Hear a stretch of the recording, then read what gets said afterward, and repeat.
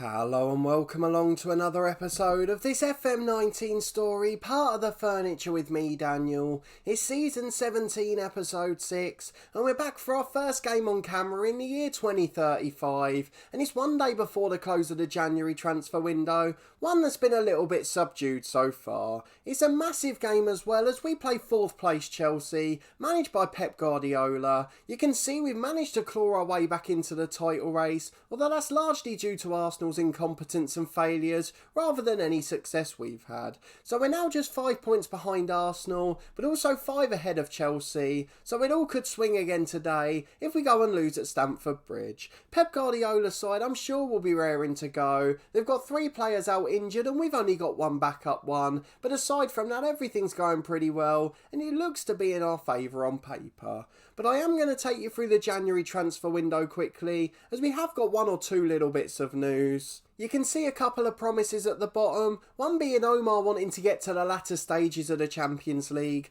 We're in the last 16 and you can see from the top right of the screen that we're playing Juventus in the next round, so we're just 2 games away from the quarter-finals. We're also the top scorers in the Premier League and now have the 3rd best defensive record too, so maybe if we can keep our consistency high, we've still got a chance of winning the domestic title. What a way it would be to retain it if we could come from over 10 points behind. But of course that's easier said than done. We've had one of our easier spells on paper this season and now we're going into a run of tough fixtures. We've had Chelsea next and then we've got City after that, so of course it is going to be a very testing spell. But let's go and have a look at our transfers first to see the small changes that have been made at the club. We've got our usual dynamic changes in the transfer window as 1 or 2 players get unhappy, and I can give you a clue, it's one of the 2 who's got a rejected deal there, and it was nowhere near as much as we got offered in the summer. But let's see the transfer history. 1 player joining the club, 1 player going out on loan, and luckily for us it's the same player on both screens, so we can go and take a look at both at once.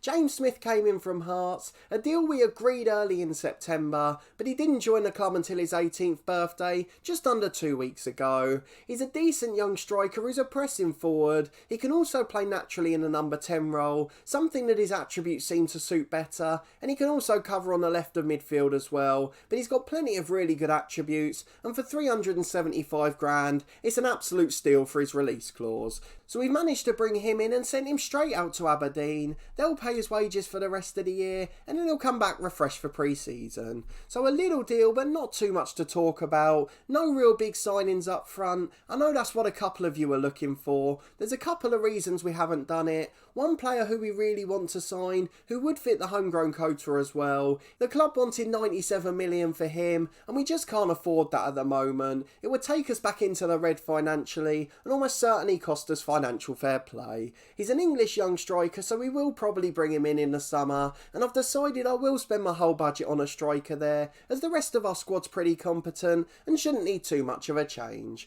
We've also got the situation where Alex Andrade's scoring goals for fun, Lee Rutherford's in a decent run this season, Darren Palmer's been injured most of the time, and maybe we shouldn't have let Tariq Opoku go, but in the end it's worked out okay this season. We've competed in most competitions. But let's go and have a look at the dynamic screen, just to see the 1 or 2 that are struggling, and you can see who it is automatically. Gerben Bacanes, every time we get an offer for him, and it normally is Spurs or Chelsea. He wants to go and he makes his unhappiness public, so unfortunately he's not training the best at the moment, though he is still playing pretty well. It's a little unfortunate that it's come to this, but it seems to do so every window. We've got 2 players in Omar and Hull who are a little bit concerned. Hull wanted the extra wages at PSG, and Omar wanted the Champions League football at Bayern, and that's where the promise came from for reaching the latter stages. So that's the transfer window and the effects it's had, but our support's excellent across the board, and we couldn't really ask for much more at this stage. Let's go and have a look at the schedule though. You can see it's a sea of green. It's exactly what we wanted to look at today. We played against United last time, a 1-1 draw, a decent result. result, and we said at the time the late equaliser was crucial because it meant it kept our unbeaten run going, and we've certainly done that since. 9 games that are winnable on paper, but we've gone and won all of them, which is a very different matter, most of them fairly comfortably as well. We started with a 3-1 win away to Bournemouth. It didn't look the easiest game on paper. We actually went 1-0 down very early on, and despite going 2-1 up, they put us under pressure after a red card. Omar scored in the 91st minute to wrap it up beyond reasonable doubt, and in a home to Wolves in the following game, Rutherford and Omar completed a 2-0 victory. On Boxing Day we won 3-0 at Leicester, lapping Omar and Andrade back from injury, followed by Watford at home where Nsingi and Yaladian scored. He continues to have a decent second season. Then into January on New Year's Day, just 2 days after that Watford match, Andrade came back in from the start and he got a brace alongside Cater and Kozul, a late consolation for Everton, but possibly our best performance of the lot.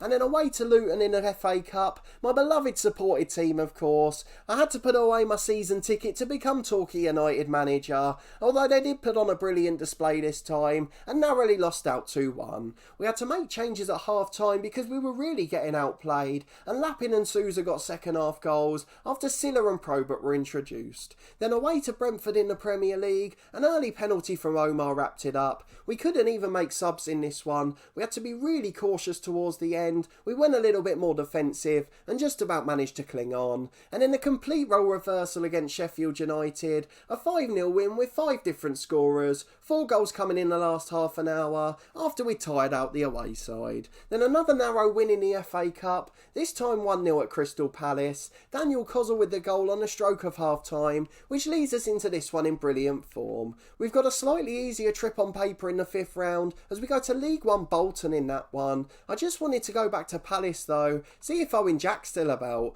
Obviously a hero for us many years ago, and he's still there now at the age of 31. What a fantastic player he was for us, scoring a goal in every 2 games. And of course he came from Alloa for £7,000 and moved on for 13 or 14 million. He was the one that really did change the game for us, the biggest sale, a record transfer, and allowing us to rebuild the squad that eventually got us to the Premier League. So we've got 2 massive Premier League games coming up, and then a really tough game at Juventus. But thankfully we've got our little winter break before that, so we are going to get a little bit of a rest. So let's go and have a look at our lineup as we head to 4th place Chelsea. A really tough game in that one. Of course Everton play United and City play Tottenham, so loads of really big clashes in the league today, and the title race could change completely. We're very slight favourites despite our poor record against Chelsea, mainly because we've won 5 in a row.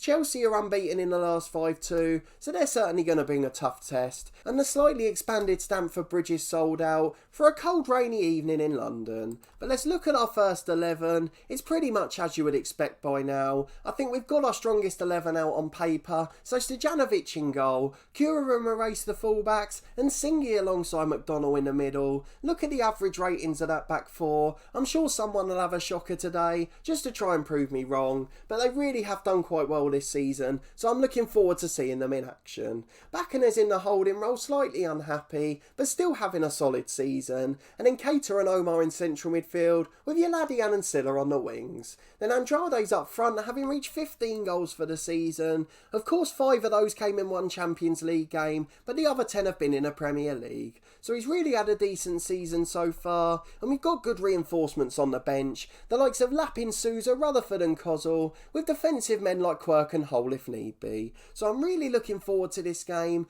hoping that we can do better than last season. You may remember we played a dead rubber at the end of last season, celebrating our title victory, and we got absolutely battered at Stamford Bridge, so I'm hoping it won't be the same today. Let's go and get into the game with our positive mentality, and we continue with our slightly less attacking tactic, our fullbacks on support duties, and a slightly lower tempo as well. So fingers crossed it'll all work out, but we'll find out in a moment for the kick-off. It's a 4-2-3-1 for Chelsea, a couple of familiar names. We remember the keeper Gomez, he's been sensational against us in the past, and Nick Green on the left wing caused chaos last time, as did Beach user listed on the substitutes bench today. Let's go and tell the lads to do it for the fans. Stuart Jelling recommends it and most of them listen keenly, and of course a little bit of weather isn't going to affect us, and I'm sure they've got replacements for their world class players. There's the pink and grey suit in the background as Chelsea kick off at Stamford Bridge. Cordellini's got the ball in central midfield, Foster going back to the centre half. Hopefully we can see out that highlight easily, and it's 0-0 with 5 minutes gone at the bridge. It's a free kick for Chelsea, 10 minutes gone. Alfredo puts it miles over the bar. We've got a warning to close him down as he's a goal-scoring threat, and we'll certainly listen to what Stuart Jellin says. Foster has a near-post header from a corner, completely unmarked, but he puts it over the bar. Fingers crossed we continue to survive. As we mentioned regarding the January transfer window, we are going to continue to pursue other options, but I don't think there's going to be a deal tomorrow, as Hugo Gustavo scores an absolute beauty. We're going to save our money for the summer and we'll try and reinvest in a big striker then. I've got a target in mind and I'll keep him a surprise, so you've got someone to look at the start of season 18. A good young English striker though, as Gustavo nearly scores another screamer. We've got to go and take a look at him. How good must he be? Long shots are only 12, so I'm not sure where the goals are coming from, but he has produced decent performances this year and he is a really good central midfielder. Unfortunately he seems to have his shooting boots on today and we haven't managed a shot on goal yet, with a quarter of the game now gone.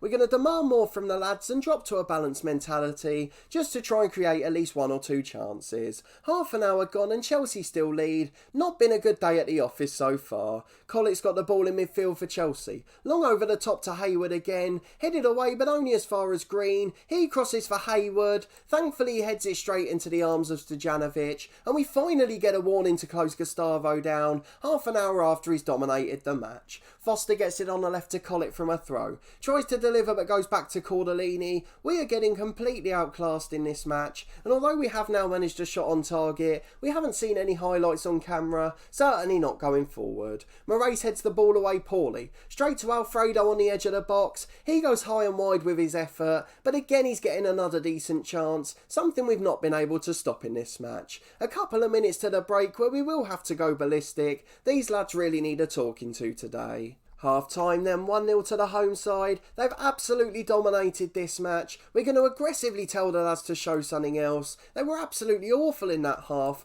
No idea why they've been so poor. We're going to go back to our older tactic. Higher tempo, more attacking fullbacks, and fingers crossed they'll react with something. We need to push forward somehow. Top scorers in the league, yet we haven't created an attacking highlight, and that's really a cause for concern at half time, as we'll stick with our balanced mentality for now. Good to see the fullbacks running forward this time though, as Moraes gets in behind immediately. Andrade brings it down 6 yards out, but the flag's up and he's been adjudged to have been offside, so unfortunately the first chance goes begging. It's a free kick for McDonnell on the halfway line, almost coming up to the hour mark now. You can see how much further up the fullbacks are going, as Bacanes finds Cater 35 yards out. Cater again to Bacanes in the middle. Can't find that breakthrough just yet. Silla cuts inside 25 yards out. He's another man who signed a new deal now, ended his unhappiness as City no longer want him, so that should be a big boost for us going forward. Hopefully his form will improve. Andrade to Silla on the edge, and he almost put words in our mouth there. A brilliant effort from the edge of the box, but it's into the arms of the keeper. Silla delivers this time in towards the keeper.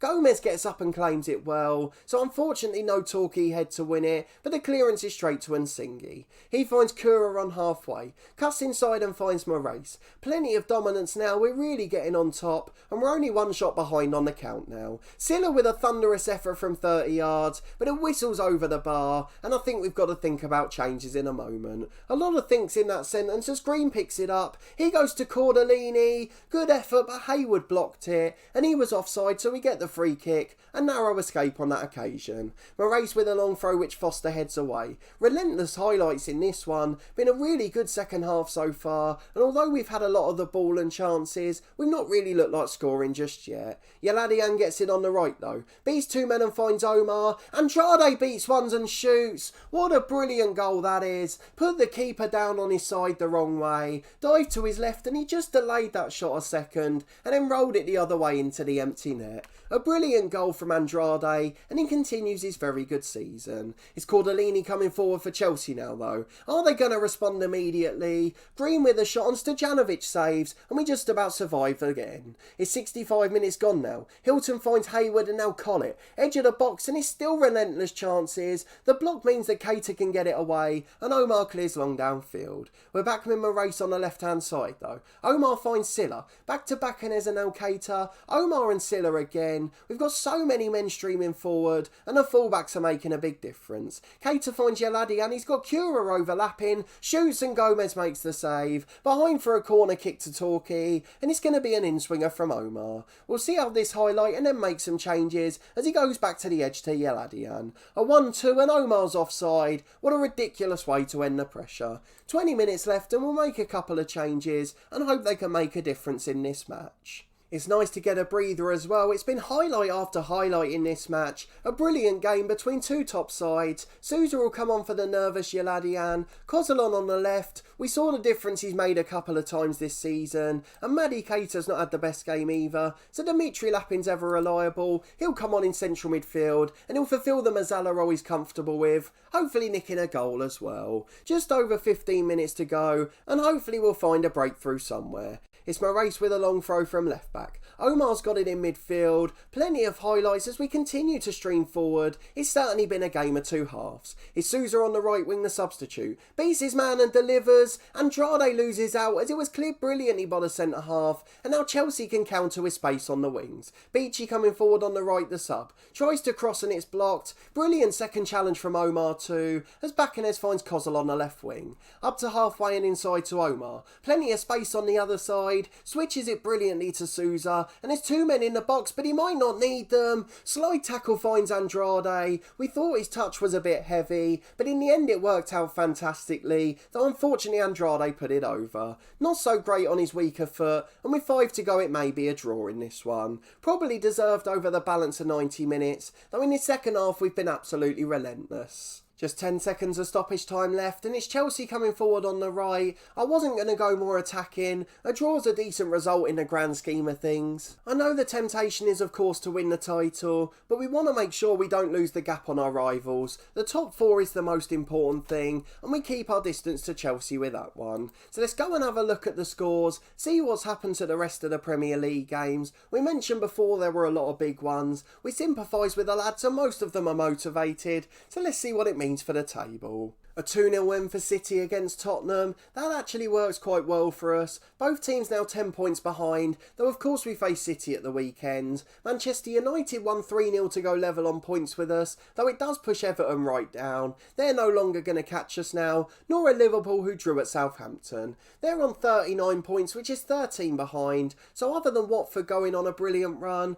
or City beating us and then going 10 unbeaten, we're almost certainly going to be a top 4 side again, though Arsenal are running away with the title. They're back to form with a 3-0 win at home to Wolves, and I think after getting their tricky spell out the way, they're going to be flying in the second half of the year. Let's see what the media have said about the game. We hold Chelsea to a draw, and despite Chelsea's dominance in the first half, we've got to remember it was a wonderful effort they scored. 26 yards according to the match report, and it thundered into the bottom corner. Other than that, we dominated the second period, and it's our first game we haven't won in 10, but again we keep that unbeaten run going, something that's crucially important. Malcolm spotted at Stamford Bridge, the Brazil manager keeping an eye on Omar, Andrade and Moraes, Antonio from the Chelsea side as well, but the fact that Brazil manager's watching 3 of our Torquay players shows exactly how far we've come in this series. We're going to go and deal with the press conference off camera in a minute, but of course we've got some more important things to worry about. I just want to show you our transfer budget so you can see where we are with 1 day left, and it's a bit confusing because it says we've got 135 million. Of course we'd have to move some of that to the wage bill anyway, but our finances are just 59 million and I really don't want to go into the red. We're already struggling with the wage rise regulations, so we can't really afford to get someone in on 150 grand a week. We're not going to be able to let any of the squad go as it's crucial for the second half of the year. So I'm afraid that the big signing up front is going to have to wait till the summer, but at least it gives us something to look forward to and hopefully it'll be on the back of winning at least one competition. So let's go and have a look at the schedule then. The most important part of this stage. We've got loads of big games coming up. The City one this weekend in the Premier League. The FA Cup 5th round tie is important. We want to try and get to the final of that one again. We've got Juventus in the Champions League. Tottenham away between the two legs of that. And it's a horrific march again actually. Tottenham away, Juventus at home, then Liverpool and Arsenal in the Premier League. 4 really tough games. We're going to have an FA Cup quarter-final if we get through as well. So that could be the decisive month for us, and I think we'll come back for a game at that time.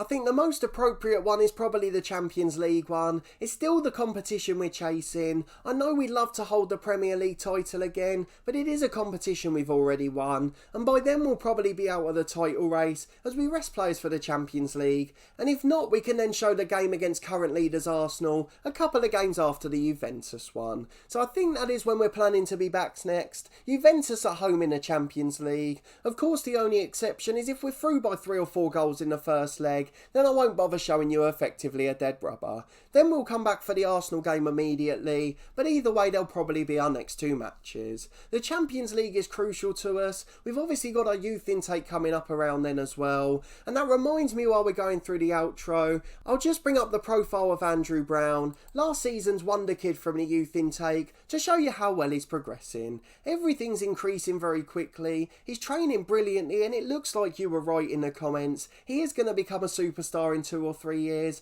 and we want to give him a couple of chances this season. But if you did enjoy that fantastic game against Chelsea, certainly a game of 2 halves, but we were relentless with our pressure in the second, please do put a thumbs up on the video. I really do appreciate your continued support, as I'm really enjoying this series at the minute. The chase for the Champions League is fantastic, and I really hope we can win it before FM20. Let me know in the comments if you disagree with my transfer plans. Of course I'm not going to make that big signing before the summer, but do you think striker's the right position to strengthen, particularly with the likes of Brown and Stuart John coming through? Of course you may have a different opinion, and are there other areas you think we need to improve? I'm not so sure at the moment. I think we've got a very good squad, but of course you may know something I don't, particularly if you pay close attention to our performances. Subscribe to the channel for daily FM19 content from this Torquay United story. We'll have episodes from this one every Sunday to Thursday at 4:30, and in our previous head coach slot on Saturday evening,